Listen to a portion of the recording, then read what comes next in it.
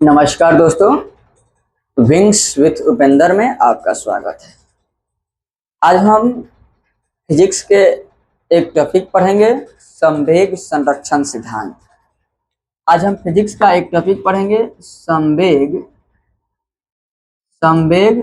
संरक्षण सिद्धांत। आइए संवेग संरक्षण सिद्धांत क्या है इसे समझते हैं। गति के दूसरा नियम से यह स्पष्ट है कि अगर किसी पिंड पर कोई बाह्य बल आरोपित ना किया जाए तो इस पिंड का जो संवेग होगा स्थिर होगा या नियत होगा। इसका मतलब है कि पहले जितना संवेग था उतना ही रहेगा। फिर से एक बार समझिए, जब किसी पिंड पर कोई बाहरी बल आरोपित ना किया जाए तो इस पिंड का संवेग नियत होगा, जिसे कहते हैं संवेग संरक्षण सिद्धांत। किसी भी पिंड का संवेग जो होता है उसके द्रव्यमान और वेग के गुणनफल होता है। दूसरी शब्दों में इस संवेग संरक्षण सिद्धांत को कैसे समझेंगे तो यहाँ देखिएगा, कुछ एग्जाम्पल बता रहे हैं। मान लिया कि हमने दो पिंड लिया, एक पिंड A और दूसरा पिंड B। एक पिंड A है और दूसरा पिंड B। पिंड A का द्रव्यमान है m1 और पिंड B का द्रव्यमान है m2। ये दोनों पिंड एक ही दिशा में गति कर रहा है, जिसका प्रारंभिक वेग है u1 और इसका प्रारंभिक वेग है u2। तो इस समय पिंड A का संवेग होगा द्रव्यमान गुने वेग m1 गुने u1 और पिंड B का संवेग होगा द्रव्यमान गुने वेग। तो द्रव्यमान m2 है और वेग u2 है, इसलिए संवेग होगा m2 u2। और इन दोनों संवेगों को जोड़ देंगे तो मालूम चलेगा इसका कुल संवेग। क्या ज्ञात होगा जी? कुल संवेग। यानी कि इन दोनों पिंडों का कुल संवेग होगा m1 u1 plus m2 u2। मगर बाद में हम क्या करते हैं कि इस u1 का चाल अधिक कर देते हैं और इस u2 का कम कर देते हैं। तो एक समय ऐसा आएगा कि पिंड A पिंड B पर टकरा जाएगा, पिंड A पिंड B से टकरा जाएगा और टक्कर के बाद इसका वेग पहले के वेग से बदल जाएगा। अगर पहले इसका u1 था तो मान लेते हैं कि टक्कर के बाद इसका वेग v1 हो गया, और जो पिंड B था टक्कर के बाद इसका वेग जो हो गया v2 हो गया। तो टक्कर के बाद पिंड A का संवेग कितना होगा? तो टक्कर के बाद जो वेग है v1 है, परंतु द्रव्यमान जो है m1 है। तो टक्कर के बाद पिंड A का संवेग होगा m1 v1। टक्कर के बाद क्या होगा जी? m1 v1। और पिंड B के संवेग टक्कर के बाद क्या होगा? तो इसका द्रव्यमान m2 ही है और वेग कितना है? v2, इसलिए संवेग होगा m2 v2। और इन दोनों को जोड़ देंगे तो ज्ञात होगा टक्कर के बाद का कुल संवेग। तो टक्कर के पहले का कुल संवेग और टक्कर के बाद का कुल संवेग प्रयोग से स्पष्ट होता है कि यह बराबर है। टक्कर के पहले का कुल संवेग और टक्कर के बाद का कुल संवेग बराबर होता है। इसी को हम कहते हैं संवेग संरक्षण सिद्धांत। इसको हम आगे चलकर सिद्ध करेंगे कि यह कैसे बराबर है। तो आइए एक बार फिर से समझते हैं संवेग संरक्षण सिद्धांत क्या है। पहला छोटा सा परिभाषा जो इसको समझते हैं। पहला, जब किसी पिंड पर बाह्य बल आरोपित ना किया जाए तो पिंड के संवेग नियत होता है, जिसे संवेग संरक्षण सिद्धांत कहते हैं। यानी जब किसी पिंड पर बाह्य बल आरोपित ना किया जाए तो इसका संवेग नियत होता है, जिसे संवेग संरक्षण कहते हैं। दूसरे शब्दों में उसे कैसे कह सकते हैं? किसी पिंड निकाय का मतलब ध्रुव, किसी पिंड निकाय में टक्कर के पहले का कुल संवेग, किसी पिंड निकाय के टक्कर के पहले का कुल संवेग एवं टक्कर के बाद का कुल संवेग बराबर होता है या नियत होता है, जिसे संवेग संरक्षण कहते हैं। संवेग संरक्षण का सूत्र क्या होता है? m1 u1 प्लस M2U2 बराबर होता है M1V1 प्लस M2V2। अगर संवेग संरक्षण सिद्धांत से आप क्या समझते हैं, प्रश्न पूछेगा तो आप क्या कहिएगा? किसी किसी निकाय पर या किसी पिंड निकाय पर टक्कर से पहले का कुल संवेग एवं टक्कर के बाद का कुल संवेग नियत होता है, जिसे संवेग संरक्षण कहते हैं। यानी किसी पिंड निकाय पर टक्कर के पहले का कुल संवेग एवं टक्कर के बाद का कुल संवेग नियत होता है यानी बराबर होता है, जिसे संवेग संरक्षण सिद्धांत कहते हैं। आइए संवेग संरक्षण सिद्धांत के सूत्र को सिद्ध करते हैं।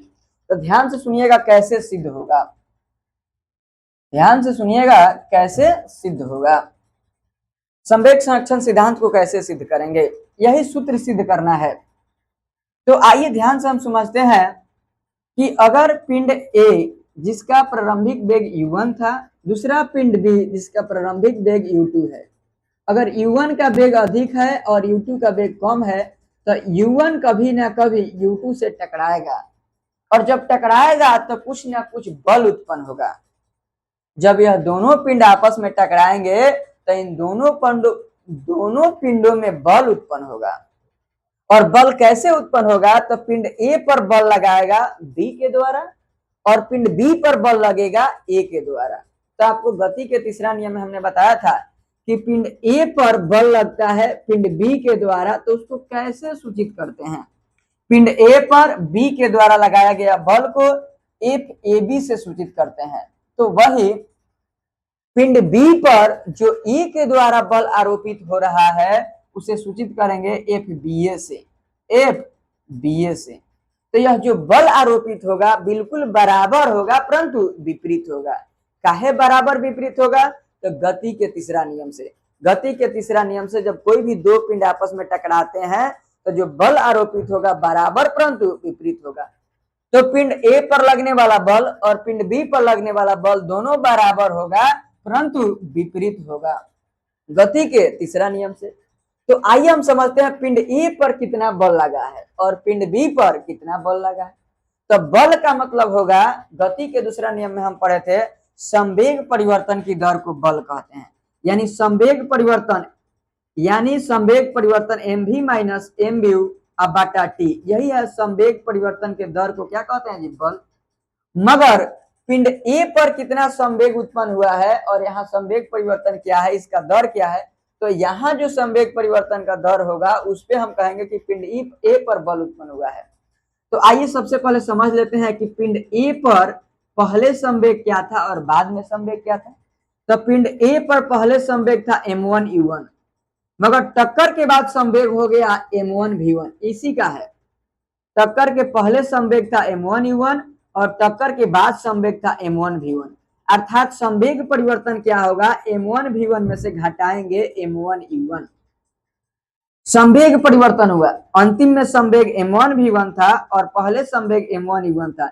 यह संवेग परिवर्तन है। अगर इसमें t से भाग दे देंगे तो इसी को बोलेंगे संवेग परिवर्तन के दर अर्थात बल। और यह बल किसका होगा? पिंड ए पर लगने वाला बल होगा। तो पिंड ए पर लगने वाला बल को कैसे कहेंगे? तो संवेग परिवर्तन के दर, तो संवेग परिवर्तन होगा m1v1 माइनस m1u1 बटा t। उसी प्रकार यह माइनस दूसरे पिंड पर भी बल लगेगा, तो दूसरे पिंड पर कितना बल लगेगा? तो यहाँ भी दूसरे पिंड में संवेग परिवर्तन की दर ज्ञात करेंगे। तो दूसरे पिंड में बाद में संवेग कितना था जी? m2v2, और पहले कितना था? m2u2, और इसी को घटा देंगे संवेग परिवर्तन, नीचे भाग दे देंगे तो दर, और यही संवेग परिवर्तन की दर पिंड दूसरे पर लगने वाला बल है। तो पिंड दूसरे पर जो बल लगेगा m2v2 माइनस m2u1 बटा t होगा। यह जो बल उत्पन्न होगा पिंड दूसरे पर हुआ है और यह दोनों बल बराबर परंतु विपरीत है। अब देखिए समीकरण के नियमों से यह नीचे t है तो t क्या होगा जी? कट जाएगा, क्योंकि t इधर भाग में इधर आएगा तो गुना में तो कटवे करेगा। तो ऊपर क्या बच गया? m1v1 माइनस m1u1 बराबर, इस माइनस से जब गुना कर देंगे तो प्लस वाला माइनस हो जाएगा, माइनस वाला प्लस, ये हो जाएगा माइनस m2v2 प्लस m2u1 तो माइनस वाला को एक तरफ कर लीजिए और प्लस वाला को एक तरफ कीजिए। माइनस वाला इधर लेके चले आइएगा तो हो जाएगा m1v1 अब प्लस m2v2 बराबर इसको उधर लेके चले जाएंगे तो m1u1 अब प्लस इधर से यह था m2u2। यही देख लीजिए, यह जो है टक्कर के पहले का कुल संवेग था, यह हमने ज्ञात किया था, और यह जो है टक्कर के बाद का कुल संवेग है और दोनों बराबर और नियत है। इसी को हम कहते हैं संवेग संरक्षण सिद्धांत। इसी को कहते हैं संवेग संरक्षण सिद्धांत, और यह एक संवेग संरक्षण सिद्धांत का फॉर्मूला है। इस फॉर्मूला के तहत अगर दो पिंड आपस में टकराती है तो उसका अंतिम वेग बताया जा सकता है। उसमें क्या क्या दिया रहेगा, m1 दिया रहेगा, u1 दिया रहेगा, m2 दिया रहेगा, u2 दिया रहेगा, v1 दिया रहेगा, तब आपको v2 ज्ञात किया जा सकता है। इस संवेग संरक्षण सिद्धांत पर क्या क्या कार्य करता है, तो संवेग संरक्षण सिद्धांत पर बंदूक से दागी गई गोली संवेग संरक्षण सिद्धांत पर काम करता है, और रॉकेट की गति, रॉकेट की जो गति है संवेग संरक्षण सिद्धांत पर कार्य करता है। प्रश्न पूछता है रॉकेट की गति किस सिद्धांत पर कार्य करता है, संवेग संरक्षण। न्यूटन का तीसरा नियम या संवेग संरक्षण। बंदूक से दागी गई गोली किस सिद्धांत पर कार्य करता है, संवेग संरक्षण सिद्धांत पर कार्य करता है। संवेग संरक्षण सिद्धांत का सूत्र क्या है, m1u1 प्लस m2u2 बराबर m1v1 प्लस m2v2। आइए संवेग संरक्षण सिद्धांत क्या है एक बार फिर से सुन लीजिए। किसी पिंड निकाय पर टक्कर से पहले का कुल संवेग एवं टक्कर के बाद का कुल संवेग नियत होता है, जिसे संवेग संरक्षण कहते हैं। टक्कर के पहले का कुल संवेग और टक्कर के बाद का कुल संवेग नियत होता है, जिसे संवेग संरक्षण कहते हैं। बस आज के लिए इतना ही सा, धन्यवाद।